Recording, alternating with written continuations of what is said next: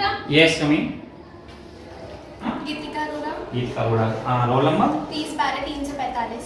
Please sit down. ये क्या है आपका सर्वे चार्ट? हाँ जी लाइए। ये आपने सर्वे किया है हाँ फील्ड में, ओके। और ये आपकी प्रैक्टिकल फाइल है। अच्छा, तो आपने प्रैक्टिकल रेगुलर अटेंड किया था? हाँ जी रेगुलर। अच्छा, तो आप ये बताइए कि आपने ये जो फाइल बनाई है रेगुलर अटेंड करके बनाई है? अच्छा, तो चलो सिंपल सा क्वेश्चन एक कि आप बताइए मापनी की परिभाषा क्या होती है? मानचित्र पर उन्हीं दो बीच की दूरी और तथा धरातल पर उन्हीं दो बीच की क्षैतिज दूरी को मापनी कहते हैं। अच्छा, ये बताइए आपको कि आपने ये जो मापनी पढ़ी है, कितने प्रकार की मापनी पढ़ी है आपने? मापनी 4 प्रकार की होती है, पर हमारे में 3 ही है। पहली सरल मापनी, तुलनात्मक मापनी और विकर्ण मापनी। अच्छा, ये बताइए कि आपने उच्चाप निरूपण करने की कुछ विधियां होती हैं, उसमें आपने कभी हेंसुर विधि के बारे में पढ़ा है? हेंसुर विधि बताइए, हेंसुर विधि क्या होती है? अच्छा, हेंसुर विधि नहीं पता आपको? चलो, अच्छा, आप लोग हिल शेडिंग या पर्वतीय छायाकरण विधि के बारे में जानते हैं? नहीं पढ़ा है लेकिन ध्यान नहीं है। ओके, चलो, अच्छा ये बताइए आपने परिच्छेदिकाएं पढ़ी है क्या? तो ये बताइए सबसे पहले तो परिच्छेदिकाएं कितने प्रकार की होती हैं? 4 प्रकार की। कौन कौन सी परिच्छेदिकाएं होती हैं?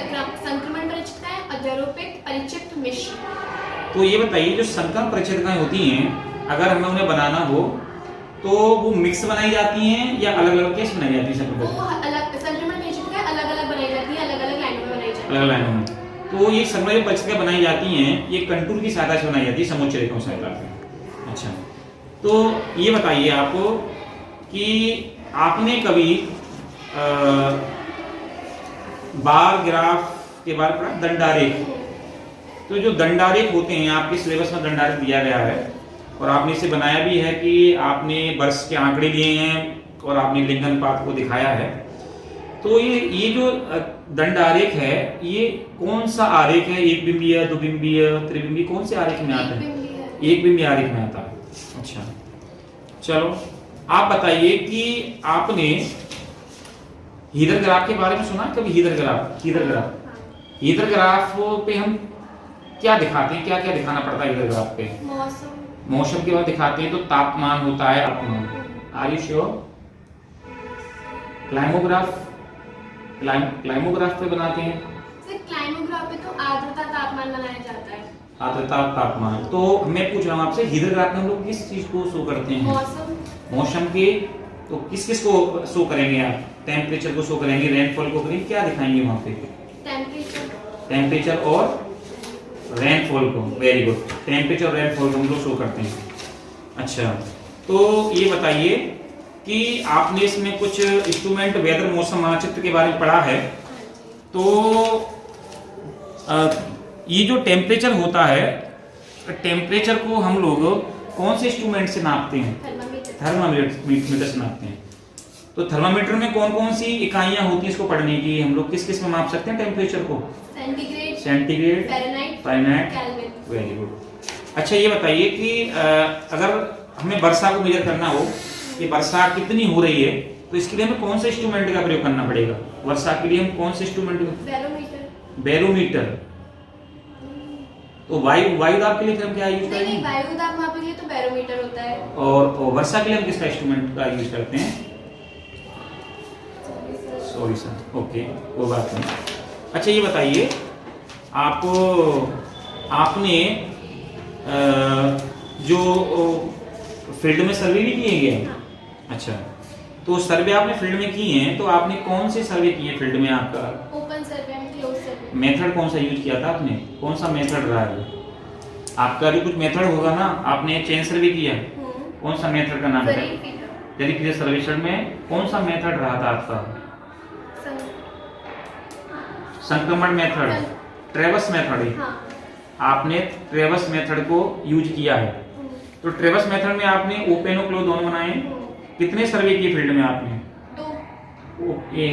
ओपन का और क्लोज का, ओपन का। अच्छा, तो उसमें अलग अलग आरेख लिया है। तो गीत का तो बताइए, एक फिट में कितने इंच होते हैं? 12 इंच। 12 इंच होते हैं। तो आपने जो सर्वे किया है वो फिट में किया है या मीटर में किया है, किस में सर्वे किया आपने? फिट में। फिट में किया है, वेरी गुड। तो आपको जैसे कुछ आपको सर्वे जैसे आपको इंस्ट्रूमेंट दिखाए जाए तो क्या आप बता सकते हैं पहचान के कौन सा इंस्ट्रूमेंट क्या है? ये जो आपने सर्वे बनाया है ये है क्लोज सर्वे। तो आपने इसमें इंडेक्स भी डाली है, आपने इसमें स्केल बनाया है, आपने सर्वे बाय भी लिखा है, ठीक है। तो हम थोड़ा सा आपसे क्वेश्चन पूछेंगे अपने इंस्ट्रूमेंटों के बारे में, ठीक है। तो थोड़ा सा आप इधर देखिए, ये बताइए इसका क्या नाम है? सर्वेक्षण दंड। सर्वेक्षण दंड। तो आप इसमें बताइए कि रेड और ये व्हाइट कलर क्यों है इसमें?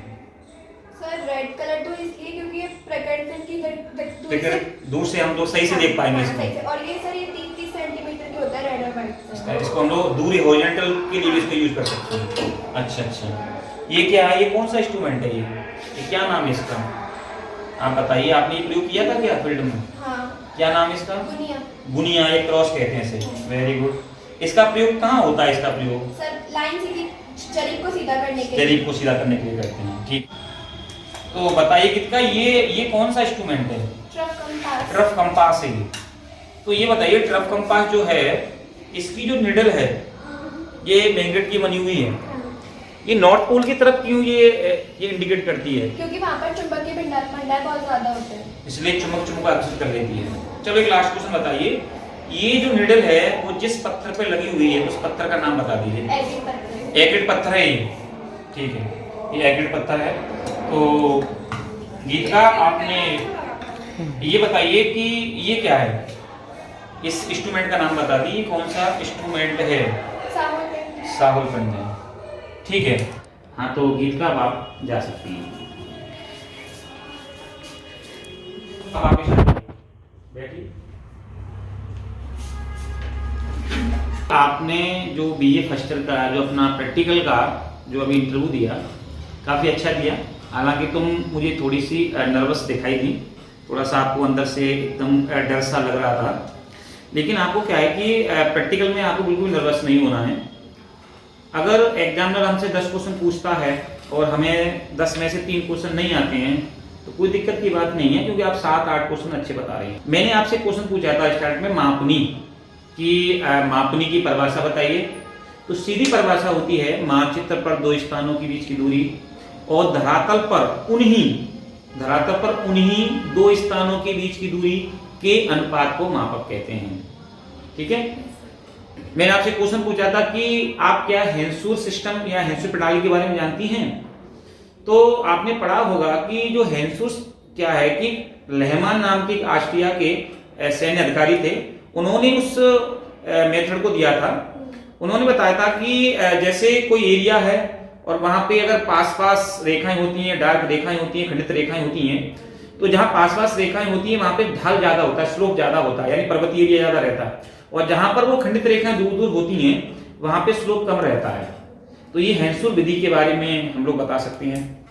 एक क्वेश्चन पूछा मैंने आपसे हिल शेडिंग के बारे में कि पर्वतीय छायाकण क्या होता है।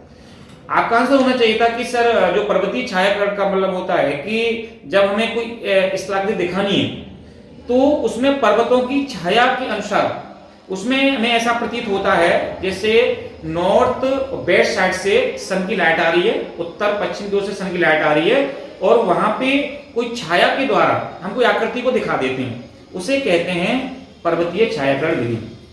ये भी एक प्रकार से हम कह सकते हैं उच्चावच की जो प्रदर्शित करने की विधियां होती है उसमें आता है।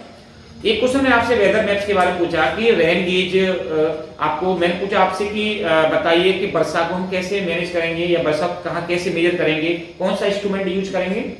आपका आंसर होना चाहिए था कि सर वर्षा को हम रेन गेज इंस्ट्रूमेंट से नापते हैं, या हिंदी में कहें तो वर्षा माप यंत्र से नापते हैं। वर्षा को हम इंच में, सेंटीमीटर में, मिलीमीटर में उसको मेजर कर सकते हैं।